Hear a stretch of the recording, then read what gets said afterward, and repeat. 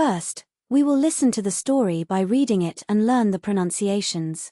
Then, the translation and the texts will go and we will try to understand it by listening once more. If you are ready, let's start. Il était une fois une jeune sirène nommée Lina. Elle avait 16 ans, avec des cheveux rouges comme le corail et des yeux verts comme la mer. Elle était très belle, et tous les poissons l'admiraient. Mais Lina n'était pas complètement heureuse. Elle vivait au fond de l'océan avec sa mère, la reine de la mer. La mère de Lina était gentille, mais très stricte. Elle n'autorisait pas sa fille à s'approcher des humains.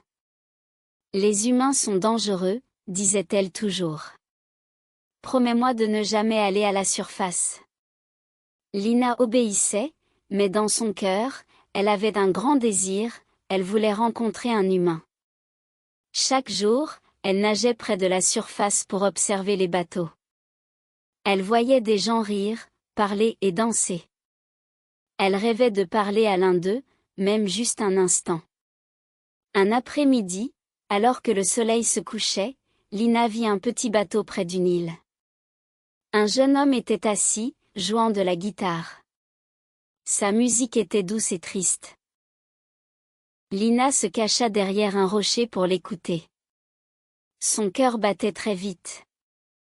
Le jeune homme semblait gentil, différent de ce que sa mère disait. Les jours passèrent, et Lina retourna plusieurs fois au même endroit.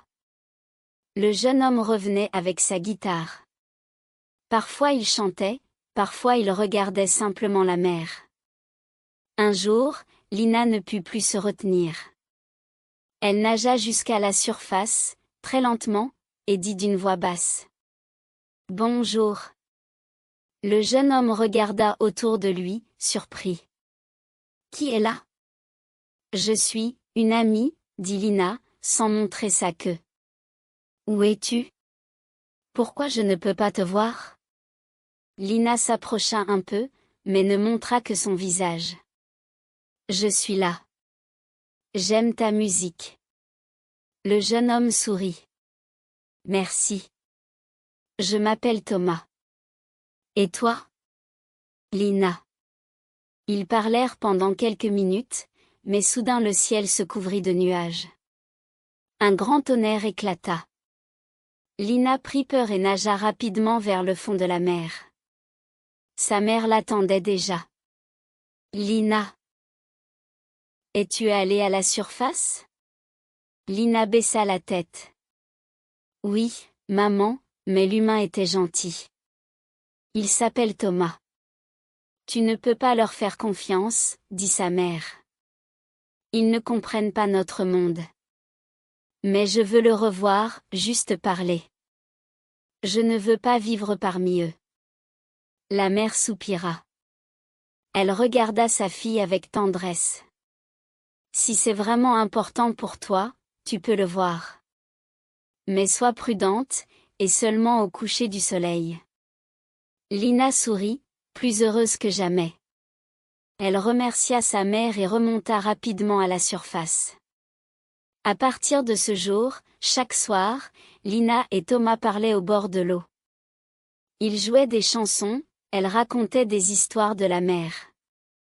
Ils ne se touchaient jamais, ne franchissaient jamais la frontière entre leurs mondes. Mais chaque mot, chaque sourire, leur suffisait. Et ainsi, le vœu du cœur de Lina se réalisa. Now, we'll listen one more time without translations and subtitles, and try to understand. We already know the story. Il était une fois une jeune sirène nommée Lina.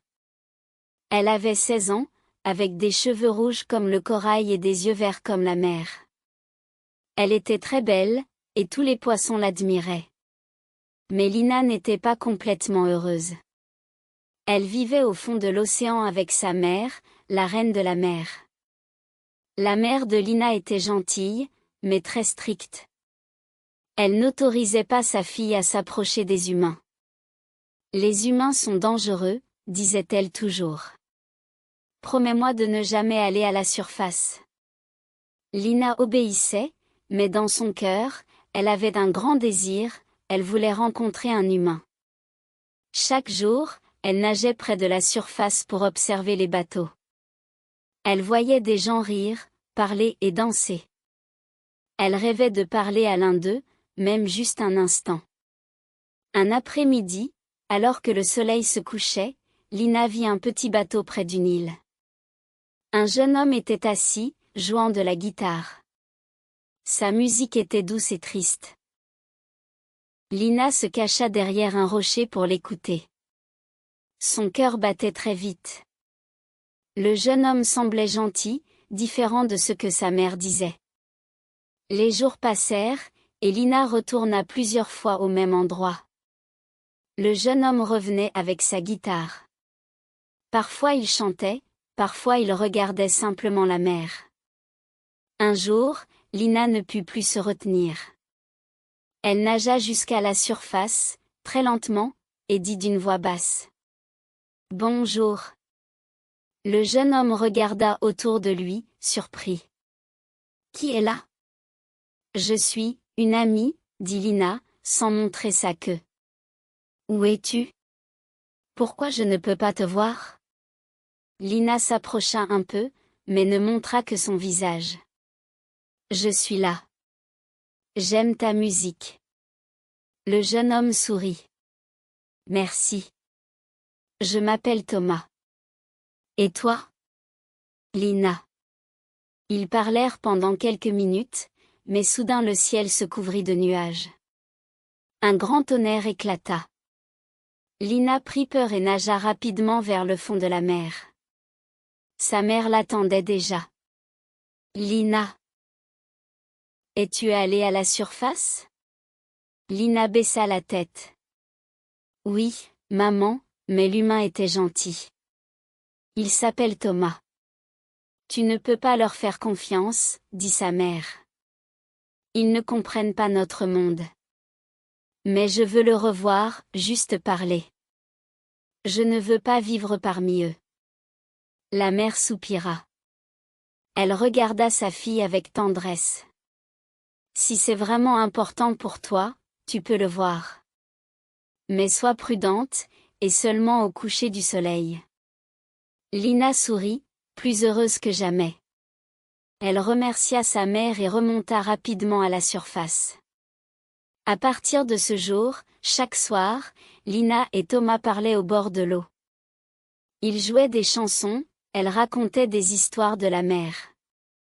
Ils ne se touchaient jamais, ne franchissaient jamais la frontière entre leurs mondes. Mais chaque mot, chaque sourire, leur suffisait. Et ainsi, le vœu du cœur de Lina se réalisa.